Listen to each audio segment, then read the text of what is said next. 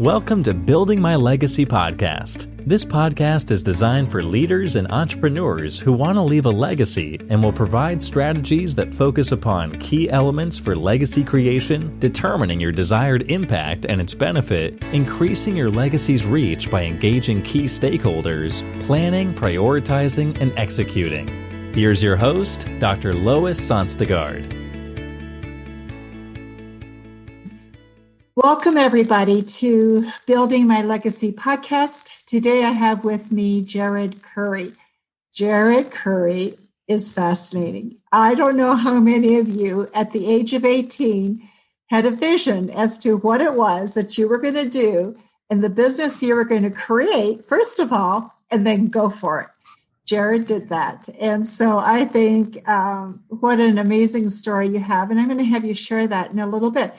But what he talks about, he is founder and CEO of Scope 16 Marketing, and it's a digital marketing company. And for those of you who are thinking about building a legacy and are wanting to organize that and really look at how do I have major reach and have the impact that I want, digital marketing is critical.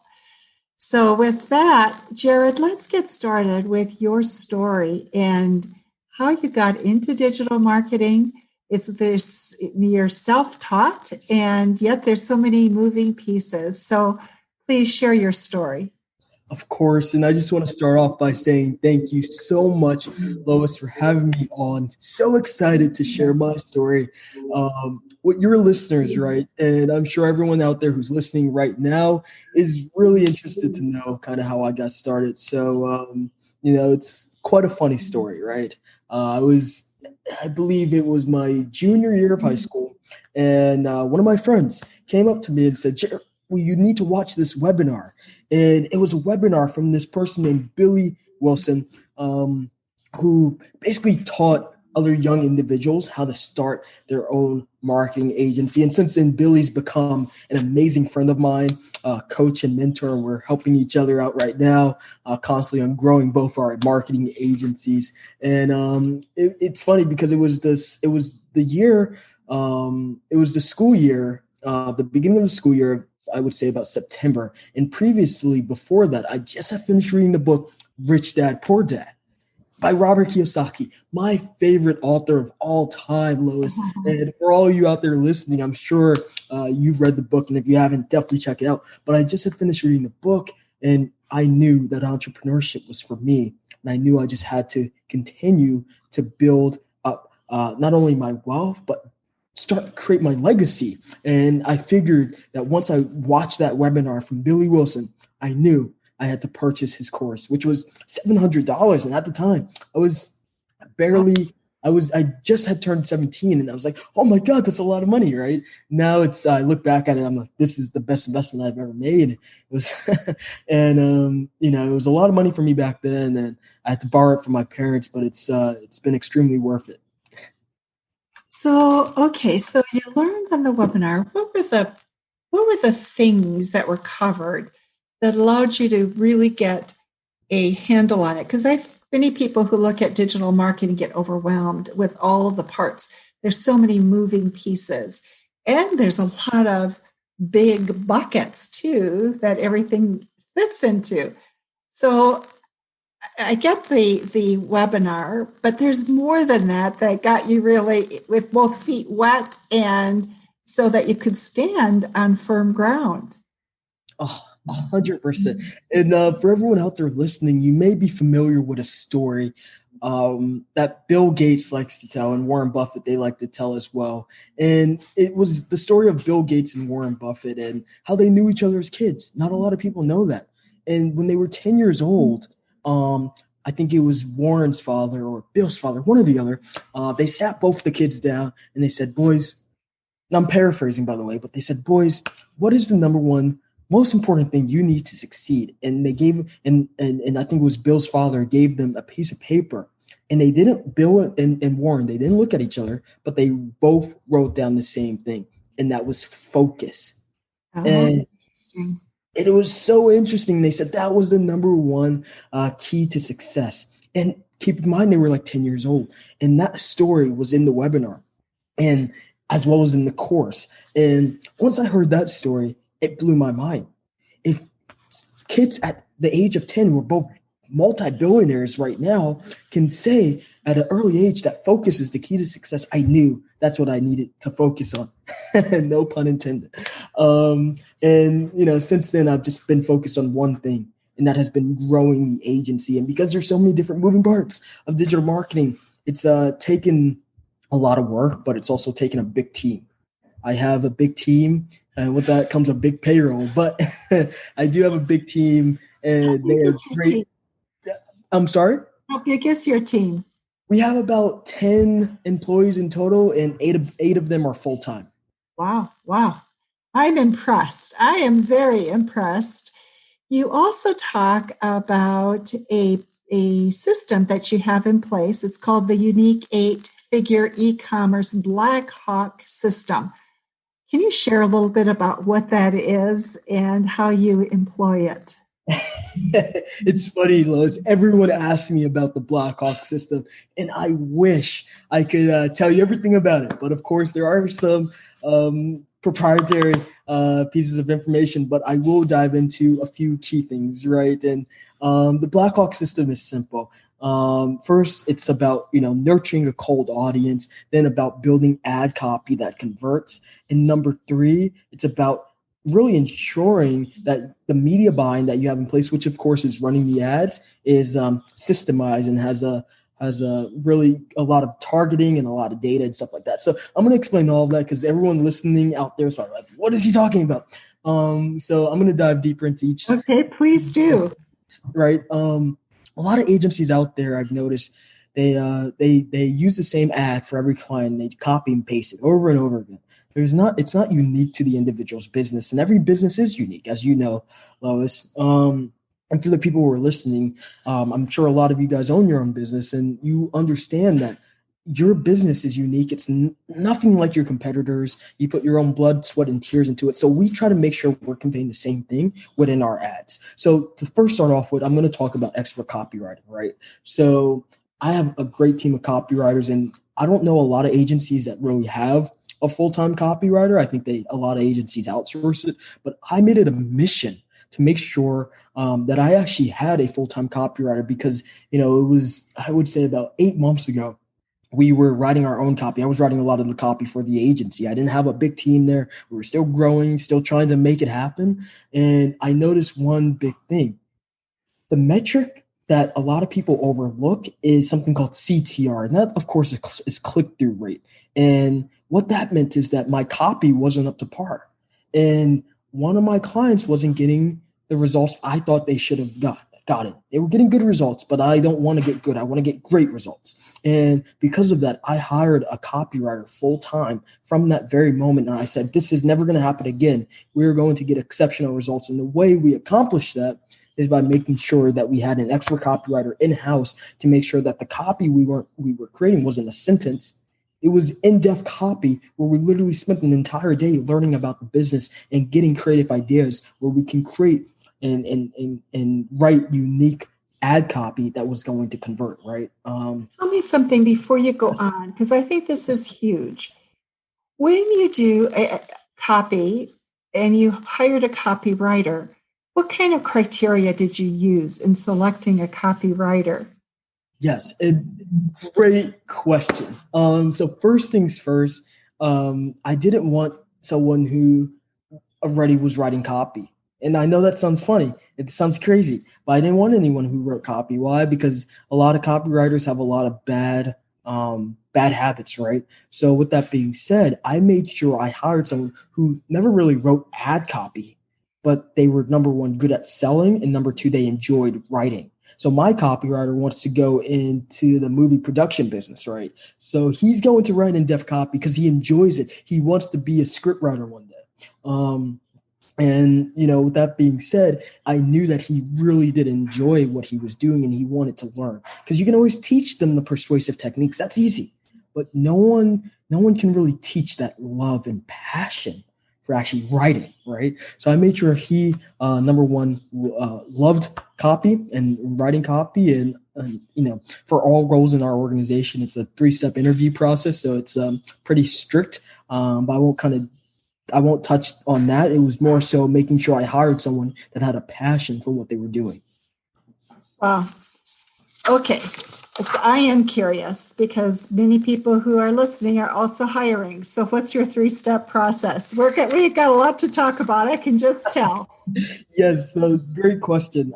First things first, everyone goes through a job description post, and we don't post our application on the top like a lot of other people do. We post it all the way in the bottom. I want to make sure that they read the application, and I want to make sure that they, understand all the criterias, all the bad things about the job, all the good things about the job. And then they have to go through the actual application process. On the application, this is typical for some organizations, I believe, is they have to attach a video saying a 60-second video saying why they should want the job or why they should be hired or considered for the job. That automatically deters a lot of people. Especially since we're a digital company, we need people to show their faces. We need them to be able and comfortable doing that. We're on Zoom every day with our organization. So by making sure they're submitting a video, it's making sure that they're comfortable with that, number one. Number two, I don't really look at resumes. In my opinion, I don't look at resumes. I didn't go to college. You don't need a college degree to work at my company. And my team members, they're doing pretty well. Salary wise, right? So they don't need a college degree. All I need to see is passion. I need to see commitment, and that's it. And a willingness to learn, right? So once they go through the actual written application part, we put them through a pool, and we typically try to get at least 20 different applicants for the same position before we start our interview process to make sure that we have enough data kind of to look at. And then we have our first interview, which is done with my COO. His name's Luke Simmons, and he'll interview them just to make sure it's a culture fit. I don't care about skill set. I just want to make sure that the culture is strong. I value culture tremendously, especially since we're a digital company. We have to make sure we're preserving that culture and making sure that they adhere to our core values. We have something in our company called core values, and our team reads it every day, and it's kind of like our Bible, I guess you can say. And that's kind of what the first interview is for. The second interview is more so for skill set. My COO is also doing that interview. And then the third interview, that's where I step in, and that's where I play quality control. I tell them right from the beginning, look, I don't care what they said on the first 2 interviews. Their job, the applicant's job, is to impress me now. I am the final line of defense. And that is how I hire. That's how we make sure that we are getting the best of the best, because I've learned from the past, you bring on the wrong people, it's not just a money problem, but it's also a time problem. Training people takes a lot of time. I don't want to mess up. I want to make sure that we're getting the right people from the get-go. Okay, so we've diverged a little bit, and I want to come back. We were talking about your Blackhawk system. Yes. And copywriting number 1, and having the best copywriter, getting them trained, and getting your ads to be unique and specific for each client. So what else is part of your is that what copywriting contains for you, or are there other items relative to copywriting that we should talk about before we move on to other parts? Yeah, of course. That's the main part, is just making sure that we have a strong copywriting process for all of our clients, and it's really unique, right? Actually, something that we do that I don't think other agencies do, we actually do something called an audience hypothesis session with the client, where we're trying to spend almost the entire day with them just to learn about their business. We're asking them questions, stuff like that. So that's just one other thing I wanted to add to copywriting. But, to dive deeper into everything. Is an audience hypothesis? Yes, we're literally asking questions. We're interviewing people who have bought from that specific company before. So we try to get as many customers as we can. And our copywriters are actually interviewing them and asking them questions so we can get into the psyche and the mind of the actual buyer, right? We're sending out surveys to their email list to kind of learn more about the company and get more input from the other customers, right? And we're typically asking the business owners a lot of questions. It's a really long and drawn out process, but it makes it all worth it when they see the copy at the end of the day. because we're primarily working with e-com businesses, right? So return on ad spend is important, right? For every dollar you get in, you should be able to expect $3, $4, $5 back, and you should be able to track that. The Blackhawk system kind of allows us to do that if we're doing it the right way, which is what we aim for. So just to dive into some other parts without getting too much into the weeds of everything, because I know your listeners want to learn more about the Blackhawk program, and that really is nurturing cold traffic. I'm sorry, repeat that, please. Nurturing cold traffic, right? Oh, So it's funny. It's something called upside that I learned a long time ago. And it's a marketing terminology, and essentially everyone in the beginning is going to be unaware of your product. Yes. Most people are going to be unaware of your product. There's billions of people on Facebook and Instagram. It's not everyone's going to know who you are, but we can get them to know who you are and get them to understand you and understand your brand, right? So what we've tried to do on our end is making sure that for every person that comes into our funnel system, the first ad is not asking them to buy anything. We don't want people to buy on that first touch point. It takes about 8 to 12 points of contact until someone actually purchases something. We just want to teach them about the brand. Maybe give them a testimonial video. Why did you start the brand? What is the mission statement? And that's the first ad. Then the second ad is more about the benefits of the product and why they need it. Keep in mind, we're not telling them to buy anything yet. We're sequencing the ads. So imagine you go on Facebook, you see one ad where you learn about the company. Then you see another ad, why you need the product. Then you see a third ad, how it's going to really benefit you. And then the fourth ad or the fifth ad, maybe we start to talk to them about possibly purchasing the product. But we're not getting them to purchase until far down the line.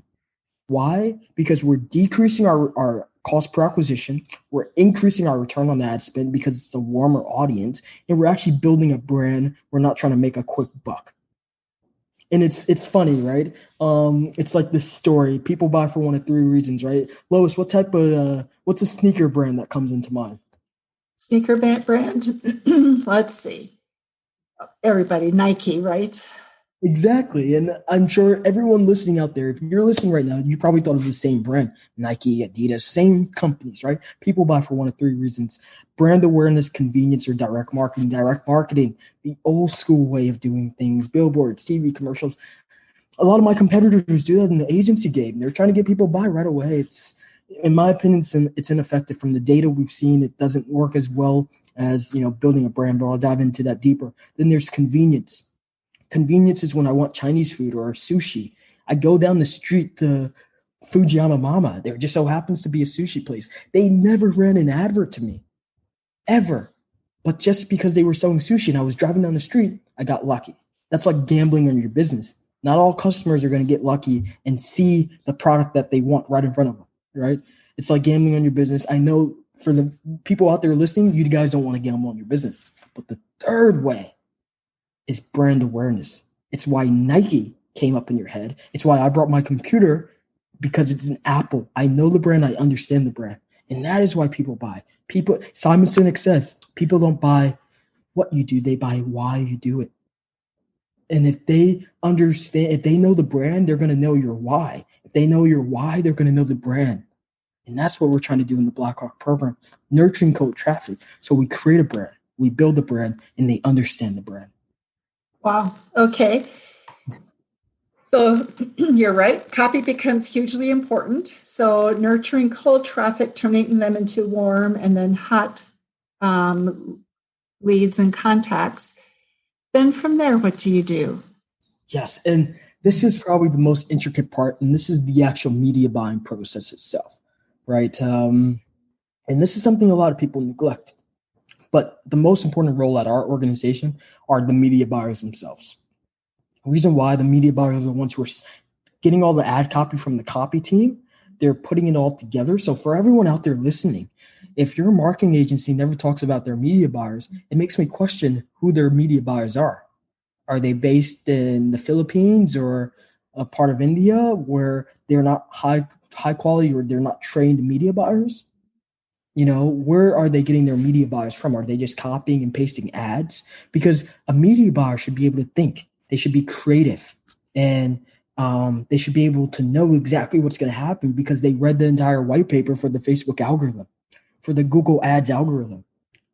Your media buyers should know this information. So we put a lot of focus on our media buyers to make sure that the copy that we get from our copy team, to make sure all the data that we get is accurately put together into our ads so that when we create the ads, they actually work. A lot of people can create a Facebook ad, but can you do it the right way? Can you set it up the right way? Because I don't know for the visitors, for the people listening right now, I don't know how many ads you guys are running on Facebook, but most of our clients, we're probably running about 300 ads at one time on Facebook. That's not as simple as pressing a few buttons. It's pretty intricate, and we have to really know our stuff. And that's why you have to make sure you have amazing media buyers on your end.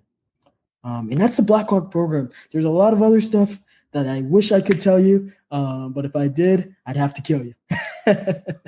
So there might be a lot of people to kill then.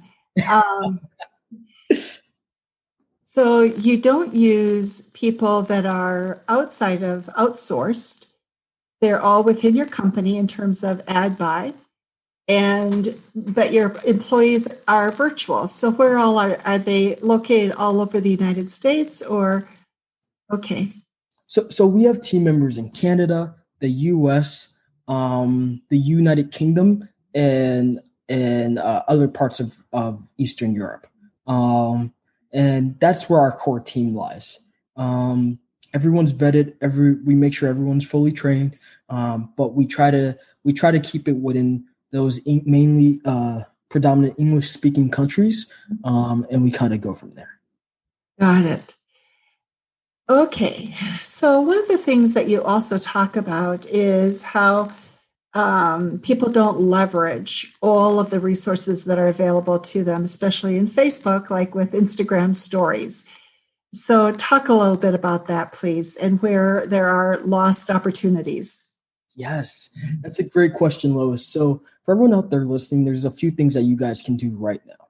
Number one, make sure you have something called the Facebook Pixel on your site. Lois, have you ever been on a website, and I'm sure you have, where you go shopping? I don't know if you're a big shopper, but you go shopping and you don't actually buy, but then you start seeing ads pop up all over the internet. Yep, sure. The reason why companies can do that, and you're probably like, wow, how did they know that? They're spying on me. It's creepy, right? But it works. It's called retargeting, and it's something that a lot of people are missing out on, and where your biggest returns are going to be.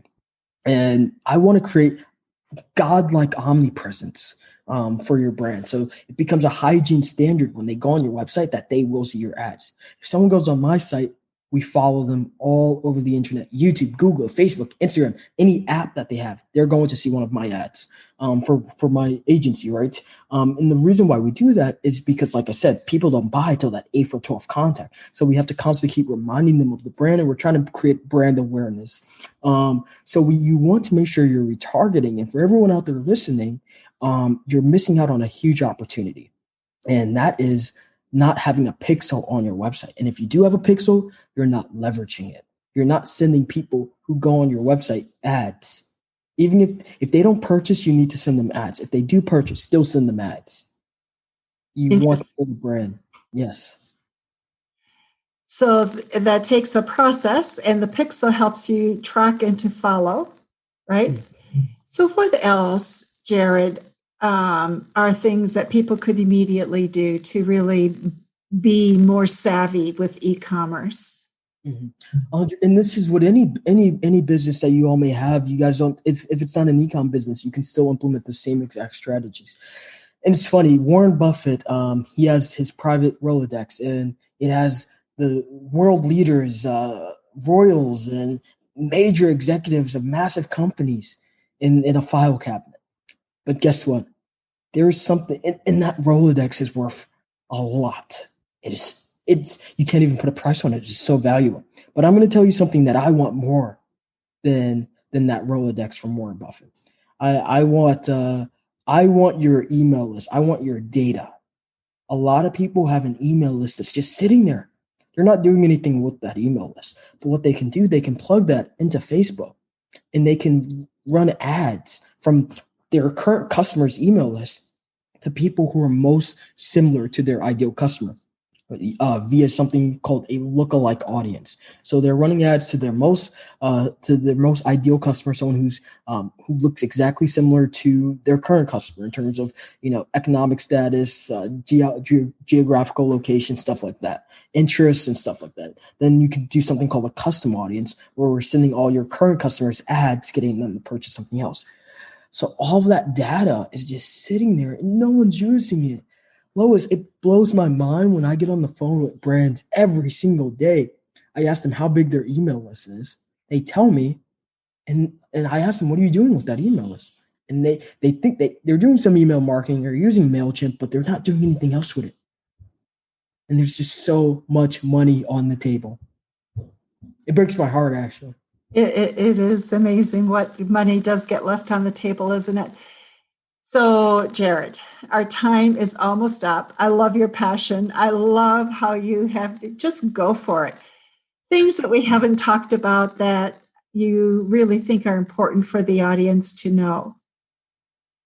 Yes. I want to just tell a quick little story.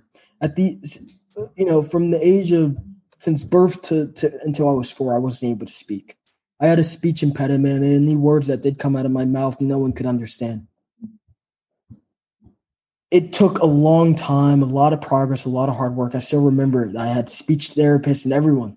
And it was difficult. I knew there was something wrong with me. And even past the age of 4, I knew that I couldn't articulate my sentences the way I could, right?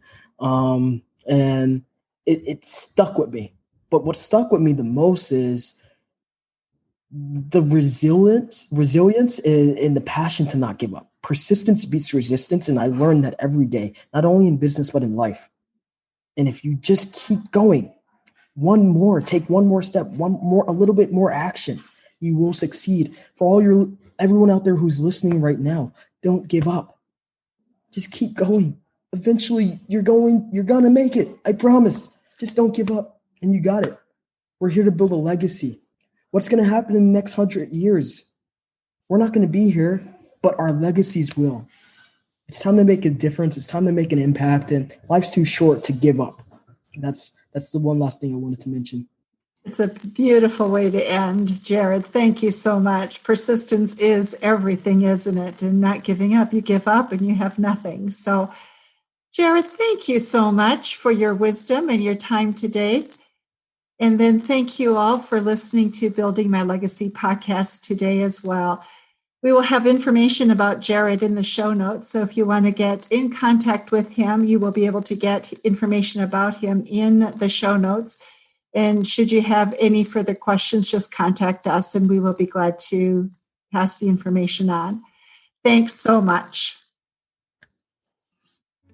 You've been listening to Building My Legacy podcast with Dr. Lois Sonstegard. To book your appointment with Dr. Sonstegard, visit www.buildtomorrow.com.